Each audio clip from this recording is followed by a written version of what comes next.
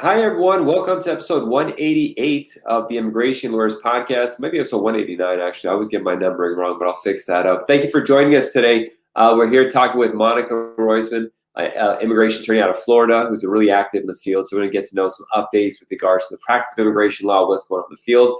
But before getting into that, I want to thank our sponsors, in particular, our magazine sponsors, the Immigration Lawyers Toolbox magazine. First issue is out. Second issue is coming out in a few weeks. First, I want to thank our new sponsor, the Immigrants Legal Resource Center, ILRC, which doesn't need an introduction. They obviously, everyone knows them and sees their stuff online. Whenever you do research, it's a primary research tool that everyone uses. They've just released a completely updated fourth edition of their DACA Essential Legal Guide. So with DACA reopening, a lot of people are going to need this tool. So it's a great, affordable tool for people to access. They have a bunch of other webinars on asylum, public charge, marijuana, immigration, U visas, VAWA, removal defense, enforcement, and a lot of general updates. Just go to ilrc.org/webinars. And they also released DACA eligibility and EAD eligibility for asylum applicants. Practice advisor. So, look into that and have them just as your number one resource when you start something, especially on these, other humanitarian grounds and family-based cases. It's a great resource. And what you probably should do is sign up to their newsletter so you get the most up-to-date kind of stuff. You could do that by going to ilrc.org/subscribe. Also want to thank DocuWise, who's always been a supporter of the podcast and the magazine. DocuWise is the immigration management software, including forms and a lot more, which I use, and I recommend everyone give it a shot. If you want to get 10% off their annual plan, additional 10% off, just go to DocuWise.com/immigration-lawyers-podcast and use the code immigration-lawyers-podcast and do it there. And finally, if you're an immigration attorney and you want to let people know about your success and be, in a special group of that, I created a website to help, people choose and understand, laymen and clients how to choose an immigration attorney. I created a website called verifiedimmigrationlawyers.com, and we use approval notices to prove that this attorney has experience in this area and a searchable feature. If you want information on that, just email me at info@immigrationlawyerstoolbox.com. Membership on the directory also gives you access to the Toolbox library of videos and training and all that kind of stuff. Just email me and we'll get into that. But without further ado, let's get to our special guest, Monica. Thank you so much for joining us today. Hi, John. Thank you so much. Hi, everybody. My name is Monica Roisman, and I have been practicing law in the sunny state of South Florida. Well, in sunny South Florida for over 18 years. This year, it will be 19. And I actually dared myself to go to law school because I found it to be so far from my individual personality. I am the type of person who always wants to help people, but it was a dare to myself, and things work out for a reason because I am the child of two immigrants. My mother immigrated from Greece, but my grandparents were Austrian, so they were fleeing the Holocaust back in those days. So they fled to Greece. One of the brothers came to the United States and then submitted a family petition for his brother, and then they were ultimately admitted to the United States on a refugee quota based on the survivors of the Holocaust.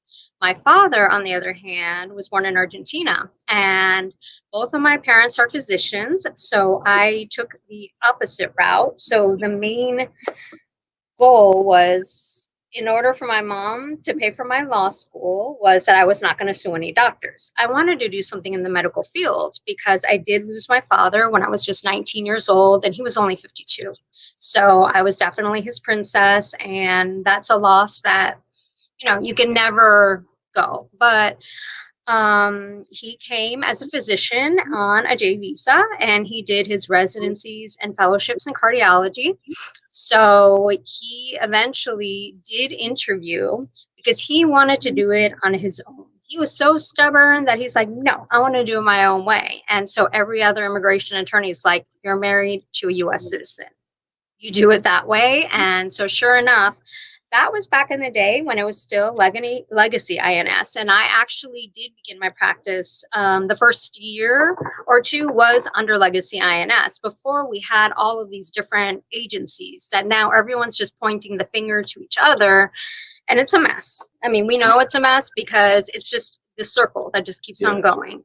So at that point, you had to file the I-130 first. It had to be approved. And then they went down to Argentina.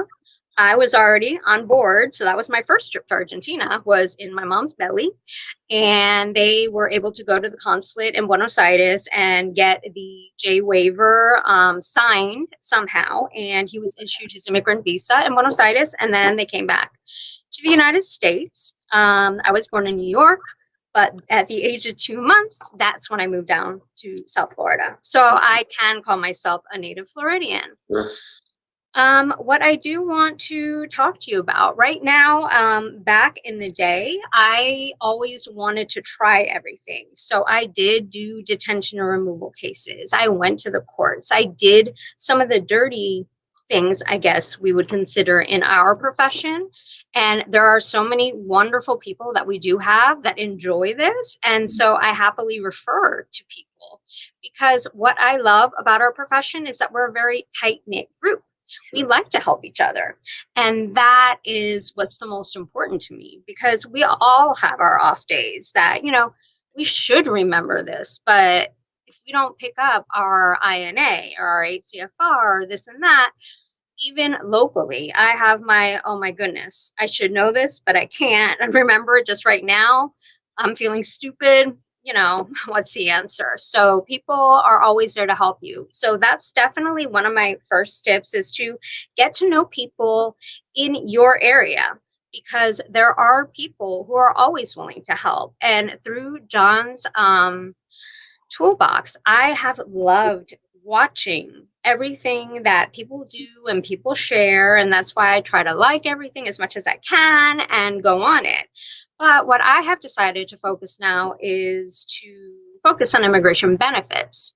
I was just showing John before, I'm actually planning to maybe teach a class at the University of Miami Law School this fall, which is my alma mater, because since I don't have as much money, we know immigration lawyers are not the highest paid attorneys, but at the same time, I can give back with knowledge. So if I have 18 years of experience, 19 in July, I would love to give back my experience in terms of knowledge of immigration benefits. So we all, some of us at least, listened to the president speak the other day. And there was the itty bitty little part about immigrants. And he is the one who had initially signed VAWA into act. So VAWA is a Violence Against Women's Act, and it's not just for women. It also applies to men. I have handled both types of cases. And John was previously mentioning about DACA, but we also have TPS now for Venezuela, which is huge, especially in my community, but really nationwide. There are Venezuelans everywhere. Yeah. And the notarios, who those who don't speak Spanish, are notary publics to pretend to be attorneys and scam people out of their very hard-earned money. And I've had to resuscitate so many cases, which it just makes me sad, because of the fact that they're taking advantage of the fact that maybe they're an attorney in their own country, but they don't understand our immigration laws. Yeah. So we have DACA. One thing I've seen with these notarios is they don't really dig in deep. It's very superficial. No. And I've had cases where a person has a removal order or something like that. They file a DACA, but they don't mention that on there. And like potentially it could be a misrep later, or if they have criminal history, they don't even ask, and they submit, and the person all of a sudden gets picked up. So, that deep dive is what people need to do. It's not, it's just, people think it's a form. It's just not some quick paperwork. There's an analysis that has to happen. It's 100% true, John. And that's the hardest part, is that we always have to dig deep. So until immigration invests more money in infrastructure, I will be a paper filer forever. And my documents, I mean, phone book here and there, I'm like, give me more, give me more, give me more, because that's the perfectionist inside of me. And even still, I want more. I'm like, it's not perfect yet, but that you can never have perfection. Luckily, most of my cases do get approved, because the one thing about being a sole practitioner is that I get to choose which cases I am going to accept. Mm-hmm. So I do many family-based cases. I could do a marriage case pretty much in my sleep.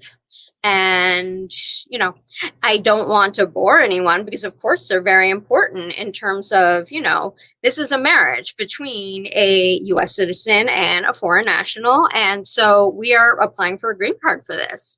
You need to document, and the rules have changed. The one thing that I definitely want to bring to your attention is that form notices have changed. So you need to be using the forms dated March 10th of 2021. So they did make this change, and they did finalize the fee schedule on also March 10th, 2021, where we were all expecting last year that the fees were just going to shoot through the sky, and I was filing naturalizations the last minute. Thank goodness, at least, you know, we're still at the same fees. They are high. When I first started practicing, you could file an I-130 for under $100. Yeah. Right now it's $535. It's not there. Once a fee goes up, it's never going to come back down, unfortunately. So we can only have wishful thinking. I mean, adjustments were under $500, but we now know like 4 pages. And it was 4 pages. There were times, I mean, the I-130 was 2 pages, the adjustment was 4 pages, and it was 6 pages, and just that. Same things with naturalization. It was 10 pages, and I mean, at 1.5 pages. Now we have close to 20 pages. Every single field means something. And so because we are detail-oriented attorneys, we have to make sure that every box that needs to be checked is checked, and we double check that it's been checked. And we want to make sure that we are submitting the correct filing fees as well, because we don't want the people in the lockboxes to disassemble, it happens to me all the time, our beautifully prepared package and then say, well, oh, you didn't pay the correct fees, or it's still happening. Things are definitely getting better, but you know, it's hard to reinvent the wheel. Receipt notices are still taking about 4 to 6 weeks to arrive, and people just have to have patience. And that's the hardest thing for me, is that I have learned how to have patience. Another thing is that I always go with my clients to every interview, especially here locally, and I do practice nationwide. So I offer it nationwide if they want to pay for me to go. We are under COVID right now, so there is a way that you can appear by telephone, but you're not there in the room sitting next to the person. And once the officer sees you sitting there, it makes the world of difference in terms of how you're able to represent your client. I always sit and I take notes about everything. I'm always taking notes. I want to know who the officer is. I want to know how long it's taking for us to get called in. There are times that a colleague of mine was telling me she was waiting close to 3 or 4 hours to be called in. And those are still the timing things. So in South Florida, we have very busy offices. Obviously, there's a lot of immigration here, but I have been to New York. I've been to Chicago. I've been to, you know, so many of the other big hub local field offices. Not to LA yet, John, but next time I'm out in LA, we're going to come visit you. So I want to make sure you know about that. And you want to make sure that you have your copy of the Immigration and Nationality Act, the most recent one. So you can, if you are an AILA member, or even if not, this is something that you need. This is your Bible. This is the law as it now stands. Same thing with 8 CFR in terms of what are the current CFR guidances. There have been policy memos along the way. One of the most recent one was the USCIS policy memo instructing officers to give deference to prior determinations. This is huge for us because this means that they're not allowed to re-adjudicate cases anymore. They cannot go behind what is in the file over there and go back and say, well, you adjusted improperly or you did this improperly. You're at the naturalization level. They can't go behind that file. So you have to make sure that the officer knows. That's why I go in person, because if you're there on the phone, they may or may not call you. You're allowed to have an interpreter, but right now it is still by phone only. They do have a system that they can call up, but if it's not in the same dialect that your client speaks, it's worthless. And so Yeah, I've had that happen. I've had foreign speaking colleagues contact me and say that translators are translating incorrectly because they speak that Yeah. language and they have to call them on that. And with regards to the new memo about deference coming back, I mean, obviously it was very bad 4 years where they were redoing all the L's and H's, and it causes them to take much longer too. So processing times have gotten ridiculous. For work permits from L2 is H4 is taking like forever, over a year sometimes. So that's drastic. I think they're probably going to still continue on the naturalization end, still looking back, especially for marriage cases. If you had a previous marriage, especially if you file a case and quit, I'm seeing a lot of those cases being reopened and sent to immigration court for marriage fraud, 204C. That step is so critical. And so many people don't hire immigration lawyers. At least I always tell people, have a consultation to go over your history to kind of spot stuff, because you may have not mentioned something in a previous B1, B2, or I-485, and it comes to light now. And what you're going to do, maybe it's better you don't file naturalization. And that's why, I have people leaving, like trolls, leaving negative comments. They are just trying to take money. Naturalization is easy. Just fill out a form. I'm like, yeah, definitely. It's not hard, but you got to spot these issues, and that's where our role comes in. Maybe a simple consultation is all the person needs. They can do on their own, but that's so important. And I'm of the opinion, and so some of our colleagues differ, is that our time is worth money. So I do charge for a consultation. With over 18 years of experience, I could easily be billing out at $500 an hour, but that's not my consultation fee. I started, even at the very beginning, I was charging $25 as a consultation fee. And you would be surprised how many people were like, the consultation's not free. I'm like, $25, like Lucy, I think it's Lucy, Snoopy, 25 cents, give me. So I was like, if someone's not willing to pay for your time, they're not going to be willing to pay for your legal fees. So, it is just kind of an introduction in terms of we're interviewing each other really to see if we're going to fit, if we're going to be able to work together and figure out what's going to happen going forward. You can determine the amount of your consultation fee. $25. Yeah, that went away. Then it was 50. Then it was 100. Now I'm at 250. And, generally we're not supposed to talk about fees. Sorry, John. But, even that is below what I would be billing out as a billable hour. Yeah. So I wanted to mention some of the other benefits that we do have. On that too is every once in a while I'll give free consultations, or I'll say, okay, we'll do it. And the no-show rate on free consultations is like 10x someone who pays. So it's like, it really is for them to take the most advantage by paying. They're going to listen more. They're going to take advantage more. And frankly, by me getting paid, I'm going to be more focused too, because this person is paying, as opposed to, as a free talk real quick. It's like unofficial kind of thing. So value comes with value given. So it's so important. And I've had people thank me for it, actually. They thank me for charging them because, they realize too that my time is worth my time. So, don't sell yourself short, and, and then go from there. What's going on else? So I generally do family-based cases, but I do handle also the employment-based visa cases. So I wanted to talk, and so I'm just looking at my proposed syllabus for an immigration. So of course I do naturalizations, 204C, which John was previously mentioning. I've gone back and readjusted people who got a 204C because they had a bad day.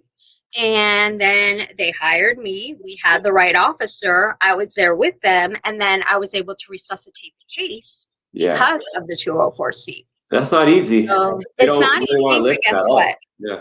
No, you learn how to do it. And so once you have learned, I'm basically a self-taught immigration attorney. So I learned by reading, and I don't like reading, which is the funniest thing ever. I'm a math person. So I read statutes, I read this and that, but I don't read for pleasure. But I can read what the law says and then interpret it. So one of my first consultations ever was for a P visa, which is for professional athletes. So someone was coming in asking if I could apply for his fiance. I'm like, sure. He's like, by the way, he's like, do you represent professional athletes? this is like 2 years into practice, 3 years into practice. I don't know, whatever it was. I'm like, sure I do. So I read the statute at the time, and it's international exposure for an athlete. So I had a series of professional boxers actually, and their conditioning coaches or trainers and things like that. I love P visas. I love O visas too, because that's where you get to be creative. Yeah. But E visas, those are mostly done at the consulate, and the most recent numbers I got, only 76% are operational. I know Colombia is open because one of my clients did just get an immigrant visa over there, immigrant visa appointment over there for the beginning of May. So it's in a few days, but they decided they don't need me. So, they can do it their own. I mean, it's the same thing.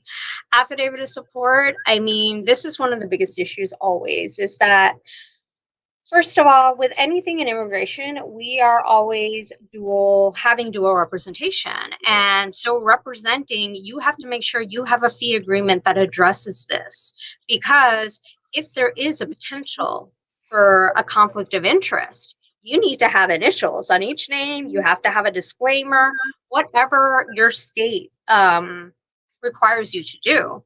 I do it just because it's the right and the ethical thing to do. And I put in my disclaimer, listen, if I'm representing your marriage, if the two of you start fighting, you can't come to me. Exactly. And I say that, and then, oh yeah. But then inevitably they still come, oh my God, because so-and-so, I'm sorry, I can't continue with this case because now you're fighting. Remember the contract we signed? And I hate having to say that more than anything, because, I love people. I love my clients. I want to be able to take care of everyone. But at the same time, we have to make sure that we know where our limitations and where our boundaries lie. Dual representation, it's horrible. But that's all of immigration, whether it be family-based, employment-based, we always have to protect ourselves. I don't know if Don, you had something to say about that, because yeah. No, I mean, like that's such an important part, and it's really hard to do and to explain. And I have a lot of language because I got caught up in one of these. Thankfully, I had a language where they got divorced midway, and then they're fighting me for releasing documents to the other person, saying this, that. One person handed me the check, and the person handed me a check. Their lawyer said, my client paid you because they gave you the check, so you're their lawyer, not the other. I'm like, what the hell are you talking about? Look at our contract. I had to fight it out. They had a horrible lawyer who was very incompetent, and eventually we had to go to court. The judge laughed him out. They're just like, what the hell are you talking? I can't believe it went to that level. But everything was good on me. I just wasted hours, days of my life, and I was 100% fine. It was this nature of the game. But having it in the contract, having to sign a dotted line is key. But now I wanted to talk a little about your background. I mean, you work with AILA. Sure. What is your position with AILA? So right now, in AILA, I am a member of the South Florida chapter, and I was the chair of the USCIS committee for over 5 years here locally. And I always believe in treating people with kindness, because you attract more people with kindness versus, being not so nice, I mean, you don't want to be a bitch. You don't want to be a person like that, because how are they going to be able to respect you? Actually, this morning, I received a phone call from someone who used to be an adjudications officer who worked her way up. Here in Miami, we have what's called a section chief. So we have supervisor, section chief, and then the field office director. But she called me, and, she had just gotten her COVID shot and wasn't feeling well, but I had reached out to her because I've known her for so long about a client's case where I had a client who had his naturalization interview about 2 weeks ago, and he was all set to sworn in, dressed to the nines, ready to be sworn in, until he was the last one sitting, and they said, sorry, your biometrics and your checks are still pending. Wow. And he called me crying, and then I start crying because I feed off of my clients. I consider my clients to be like my family. And so that's me. And so that's the hardest part, is that when you're dealing with family, we all have our family issues, I guess. But at the same time, they canceled his oath ceremony for pending biometrics checks. So that's what she's now a public relations officer. She was calling me about this morning. She's like, I promise I'll look into it. But, I could hear her. She really felt sick. So, but it's just the power of building relationships locally is just so strong. I had a tremendous relationship with our outgoing district director, who did end up retiring last year because everyone at USCIS was threatened with a furlough, not once, but twice. Yeah. And once, that's, shame on you, but twice. So we lost a lot of great people, but we also gained back some of our former friends. So it's a good thing. In the meantime, I know 3 of the field office directors. We have 4 field offices here in the South Florida area. So there are 3 in the Miami area, and then there's 1 in Fort Lauderdale. But then in West Palm Beach and the rest of Florida is a whole different jurisdiction. So the other position I am with on AILA is on the National Field Operations Committee. So this means is that I get to speak with other attorneys just like me, but who are living in different parts of the country to find out what's going on in their field offices. So the current chair is from South Florida and happens to be a good friend of mine. So my jurisdiction is the state of Florida, Puerto Rico, and the U.S. Virgin Islands. So I have the updates, and I've been attending, the meetings for all of that. But we do have representatives from Michigan, from New Mexico. There was one from California. I don't think so right now, John. I'm just, looking at my people. There's one in New Jersey, North Carolina. What else? So it's just a good mix. Oh, and we have the current chapter president of New York, who is also part of the Field Operations Committee. So one of the things I did want to talk to you real quick is that our current district director is one of the creators of InfoMod. And InfoMod is the 1-800 number that people are supposed to call. I call it 1-800-USELESS. And I've even mentioned that in some of my screenshots, and the field office director in Fort Myers was laughing. So I'm like, I don't know, people laugh because, it's crazy. But Rachel, who is our president in New York, I call her the Emma Whisperer, because there are ways to get around calling the 1-800 number. I will not do it. No way. If you do, you always have to ask for a tier 2 officer. So if that's what you're trying to do to escalate something, that's the hardest part, because if you have an emergency advance parole, you can't wait 2 weeks to be scheduled. And ridiculous. That's what is happening. It's horrible. So, they're working on things slowly. But as I've been telling my clients, we have to eradicate COVID first. That's the sad part. But, of course, we can't have COVID in order to be able to continue to move forward. So, in order to get around Emma and all of this, on the USCIS website, there are electronic fields where you can submit an electronic request. Why is my case taking so long?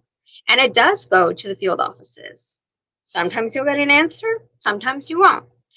Here in South Florida, we're not even allowed into the building. We can't go into the building for anything unless we're there with the client. So they're talking about maybe bringing back some mailboxes.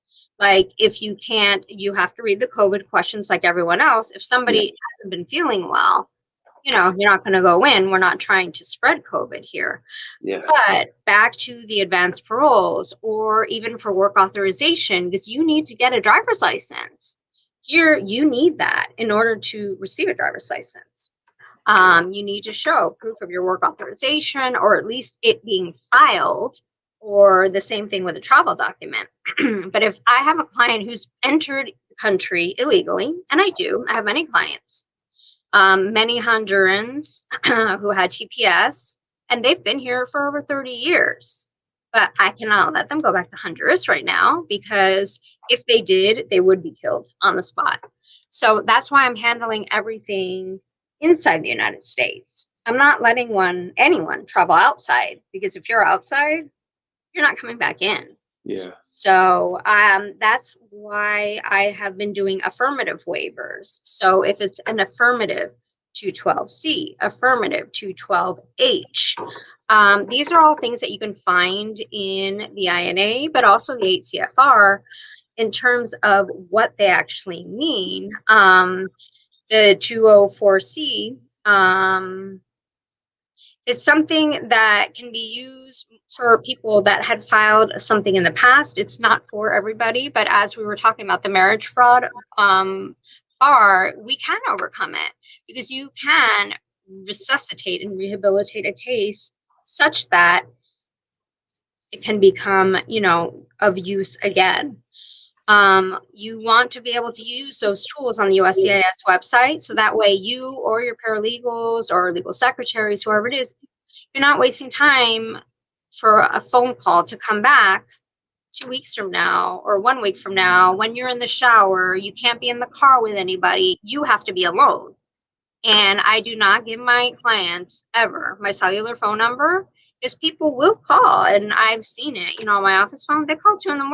They call at midnight. They call at crazy hours that are convenient to them, but that's not something that I'm going to respond to. Monica, we're getting towards the end of the half hour, but what are any one other key takeaway before we go? And also, what is the best way for people to follow you, reach you, and all that? Okay, so definitely you can always send me an email. So my email is monica@roismanlaw.com. My website's still under construction because I just changed my email in September of last year. That's a scary thing to do.